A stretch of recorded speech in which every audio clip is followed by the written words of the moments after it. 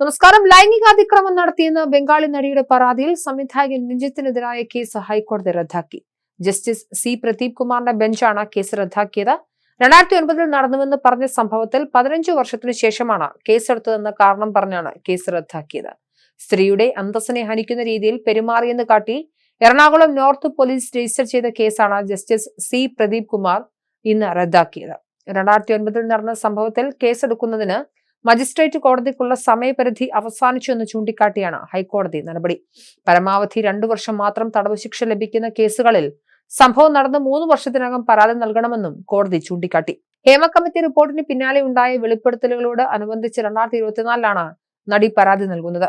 15 വർഷം മുൻപ് സിനിമാ ചർച്ചയ്ക്കായി നടിയെ കൊച്ചിയിലെ ഫ്ളാറ്റിൽ വിളിച്ചു വരുത്തി ലൈംഗിക താൽപര്യത്തോടെ സ്പർശിക്കാൻ ശ്രമിച്ചു എന്നായിരുന്നു കേസ്. IPC 354, 509 വകുപ്പുകൾ പ്രകാരമാണ് കേസെടുത്തത്.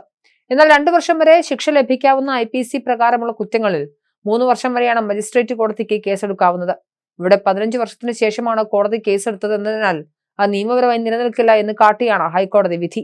IPC 354 അനുസരിച്ചുള്ള കുറ്റത്തിന് 1 മുതൽ 5 വർഷം വരെ ജയിൽ ശിക്ഷയാക്കിയതും ജാമ്യമില്ലാ കുറ്റമാക്കിയതും 2013 കൊച്ചിയിലെ ഫ്ളാറ്റിലേക്ക് സിനിമാ ചർച്ചയ്ക്കായി വിളിച്ചു വരുത്തിയ ശേഷം അനുവാദമില്ലാതെ നടിയെ സ്പർശിച്ചുവെന്നായിരുന്നു രഞ്ജിത്തിനെതിരായ കേസ്.